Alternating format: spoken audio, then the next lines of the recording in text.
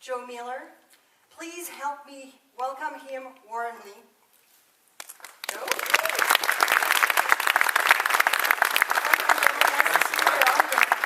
Welcome everyone to the Gamescom Shootmania Showmatch. We're going to be showing you today the Elite Mode 3 vs 3. Some of you may have seen it already at E3, but thanks to the last few weeks in the beta, the game has been improved from the awesome community. Let's tell you a little bit about Shootmania if you don't already know.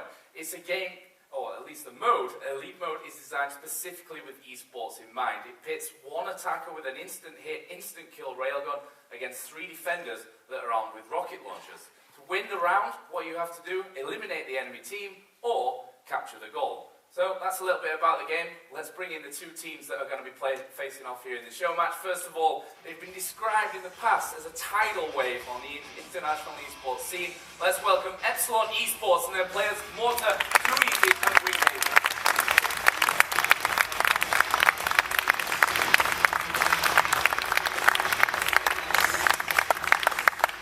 Their opponents for this, fighting on home soil here in Cologne, N Faculty, 2 times EPS Germany Counter-Strike Source champions. Let's hear it for Steve, QK Mantis and Asmo.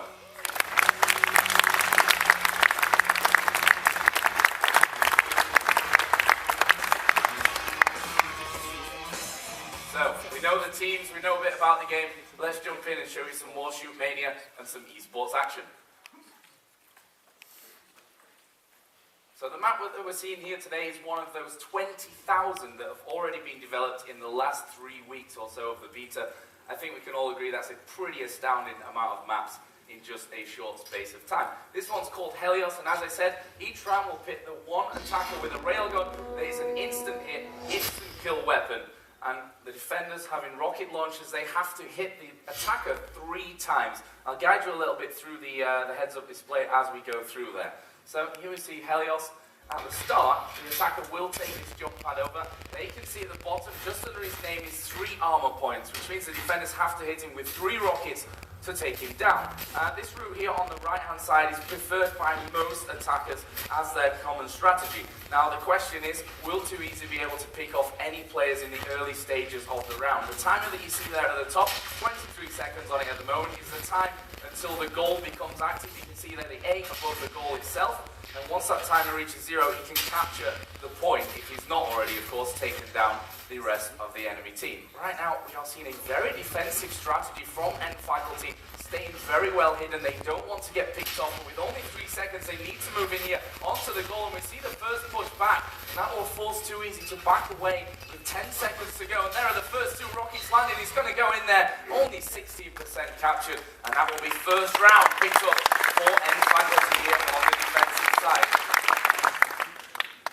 And it's probably worth mentioning at this point, the first team that gets to 5 points will win this Shootmania show match. So, let's see what N Faculty now have up their sleeves on the attacking side. Again, it seems like that right-hand side of the map will be chosen. Let's see if Steve, who is the attacking player for N Faculty, can find himself any early opportunities to get these kills. You'll see a lot of rockets in the early seconds of the round from the defenders. That's more to feel out and maybe land a lucky early rocket onto the attacker and take away one of those armor points. There we go, first rocket will actually connect. And with 10 seconds until the pole is active, this is a bad position for Steve to be in. The worst thing as an attacker is to be cornered, because those rockets, they're going to slam into you pretty quickly once the enemy team realizes that. Right now we are seeing him moving. Goal is now active, and Steve with those 2 armor points is in a little bit of trouble as we see Epsilon coming in and surround him and tying the game up 1-1. Defensive side looking very, very strong up until now. We do now though have Mortar on the attack for Epsilon. Let's see if he decides to employ a different strategy. As you can see, that right-hand side of the map, they're loving it. That was the first man spotted by Mortar. Well, the defenders staying fairly well hidden at this point. You can see that one man coming around the back there, and that's going to lead to a close-range battle, which Mortar won't want to fight. The railgun reload time is fairly long, which means if you miss the first one, you're in real trouble. Luckily for Mortar, he still has all 3 armor points remaining. with 10 seconds still to go until that goal can be captured as he takes that high ground, looking for his first kill of the round, but nothing really being offered up. There is the first one. Nice shot from Water. Mid-air rocket though will connect, but he's on the pole. They need to get in the air. Nice. There is the capture. Great play by Water. Gets him to win the round. Epsilon take the lead at 2-1. Now we have Asmo on the attack. A Cologne local, by the way. Let's see if he'll employ anything different. Epsilon have already called his position out, so not giving anything away here, man. Saying that Asmo is on this left-hand side of the map, something that we've not seen up until now. So far, managing to avoid all three of those rockets. There's the overview camera to show you the positions of the defenders staying hidden. There's the first kill coming out from Asmo though, and that will leave him with 2 more to find. 10 seconds still running on the countdown. There come the rockets, but Asmo has picked up kill number 2. The final man now deeply defending behind the pole. You can't shoot through it, so that defender will want to stay hidden as long as he can here and force Asmo to come to him with that railgun. There's the peek out. Asmo misses the one rocket, and there we go as Asmo down Nice. to 1 armor point. Brilliant play on the goal itself from Walter. That will put Epsilon up to 3-1.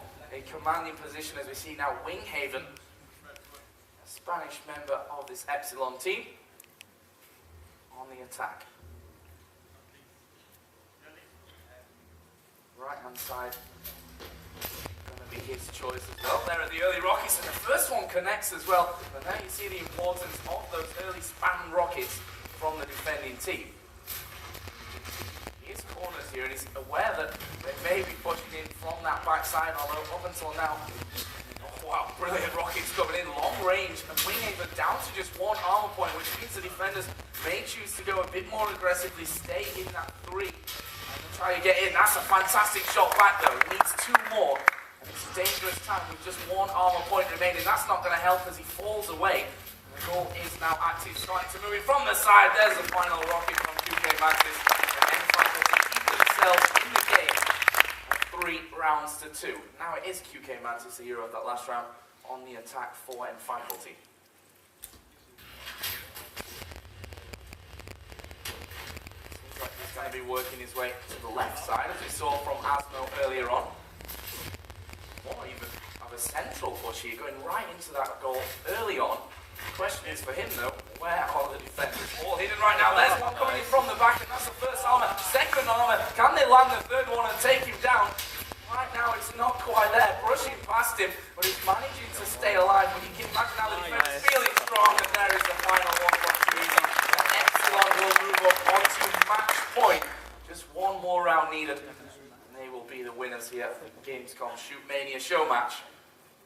And it is too easy on the attack. Important for the defenders this one, of course, they can't afford to lose any more rounds.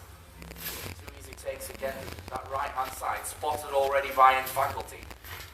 Early rockets coming out, but not connecting up until now. You can see the fence there in the middle. It's great for the defenders because that railgun or the rocket launchers don't actually penetrate it. But here comes Too Easy coming around by the archway. First rocket will take him down to just 2 armor points. Now he knows that he needs to be a little bit wary of his positioning and where he goes for these kills. Actually going to go in aggressively. There's the 12-meter hit. Lost his second armor point in the process though.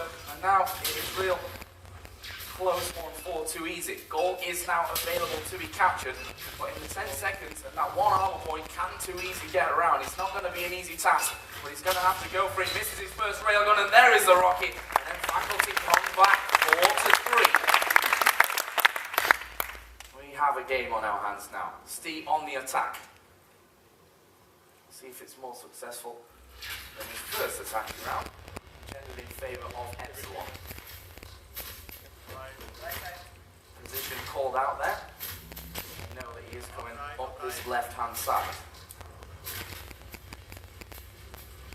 Defenders staying relatively hidden once again. Don't want to be getting caught out in the early stages by that railgun. Steve wants to keep his distance from the attackers as well. Doesn't want to get in too close and risk being caught out. But his time is ticking away now. Only 8 seconds until that goal becomes active. Here we see the first move in. Rocket's missing it though. He's still got all 3 armor points. Great dodging work there. Stay with those armor points intact. Can he get in though? He's firing off his railgun, which means the defenders aren't going to come in aggressively. They need one more rocket. Nice. There it is. Epsilon will win the Gamescom Shootmania Showmatch. A fantastic game. Which in fact it looked like they could possibly be coming back into. But there is Shootmania Storm, a fantastic bit of a game, and to be honest with you, a bright future it has in esports as well. Thank you. And congrats Epsilon, of course, and faculty also. That was such a great game. It was just a taste of the intensity of the competitive gameplay in Shootmania Storm. If you crave for more, feel free to drop by the Ubisoft booth for hands-on access, as the game is rated 12+. But also by the ESL booth, where tomorrow we'll start the final phases of the largest Shootmania Storm tournament ever organized. The Shootmania Gamescom Open, which has already gathered online more than 1,500 qualifiers those past 2 weeks. And this is just the beginning. Now Nadio's team is already preparing for what's next. The growth of Shootmania on the international gaming scene with something much bigger and even much more intense that we hope will bring fun to the players from all around the world, from China to Brazil, from Germany to the United States. We will keep you posted on the game various improvements and evolutions during mainstream and esports events all year long. And to show you this more in depth, let's set up a rendezvous next November in Paris